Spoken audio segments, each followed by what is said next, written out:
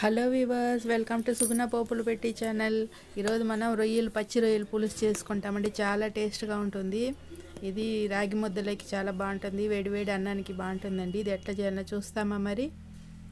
ముందుగా పెనం పెట్టుకున్నానండి, అందులోకి ఆయిల్ వేసుకున్నాను. స్టవ్ ఆన్ చేసుకున్నాం.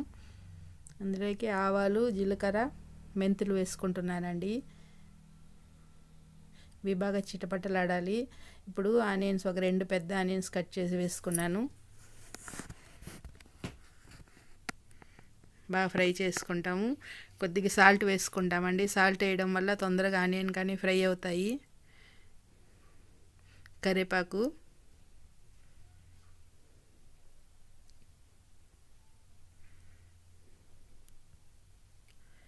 టమాటా వేసుకుంటామండి. పెద్ద టమాటాలు ఒక 3 టమాటాలు తీసుకున్నాను. పచ్చిమిరపకాయలు ఒక 2 పచ్చిమిరపకాయలు పొడవుగా ఇటు కట్ చేసి వేసుకున్నాను. ఇవి కానీ మంచిగా ఫ్రై చేసుకుంటాం. ఇప్పుడు దీంట్లోకి వచ్చి సాంబార్ పొడి ఒక 2 స్పూన్లు ఎత్తుకున్నానండి. ధనియాల పౌడరు, పసుపు, మిర్చి పౌడర్ అండి. సాంబార్ పొడి మనం పులుసు చేస్తున్నాం కదా, ఏదైనా మనం పులుసులు చేసేటప్పుడు సాంబార్ పౌడర్ వేస్తే మంచిగా రుచి వస్తుంది. బాగా ఇట్లా ఫ్రై చేసుకుంటాం.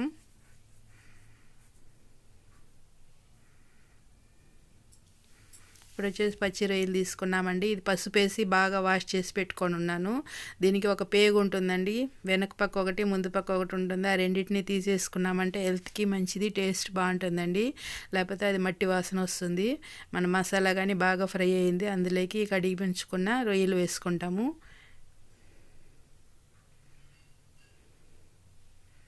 ఈ రొయ్యలు వచ్చేసి పసుపు, ఉప్పు వేసి ఆవిరి పెట్టి కానీ వేసి చేసుకోవచ్చండి. నేను ఈరోజు ఇట్లా డైరెక్ట్ వేసేసాను.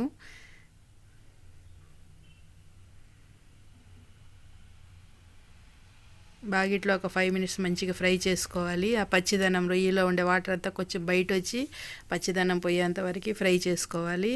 ఇప్పుడు చింతపండు అండి, ఒక నిమ్మకాయ అంత చింతపండు తీసుకున్నాను. ఇది బాగా కలుపుకుంటాం. కలిపి ఆ పిప్పి తీసేసుకుంటాము.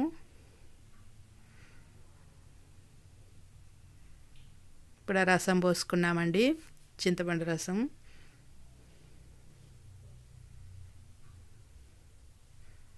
పిప్పి లేకుండా ఉత్తగా రసం మాత్రం పోసుకుంటున్నాము.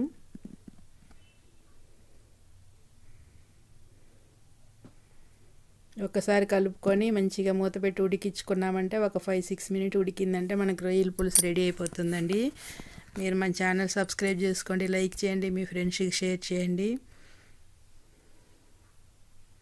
ఇది రైస్లోకి, రాగి ముద్దకి చాలా టేస్ట్గా ఉంటుంది. మూత పెట్టుకున్నామండి. ఇప్పుడు మూత పెట్టి ఒక 5 మినిట్స్ ఉడికించుకున్నాను. ఇప్పుడు మిరియాల పౌడర్ వేసుకుంటాం. ఫైనల్గా దించే ముందు వేసి స్టవ్ ఆపేసేయాలండి. అప్పుడే మిరియాల పొడి టేస్ట్ బాగుంటుంది, లేకపోతే చేదు వస్తుంది కొద్దిగా.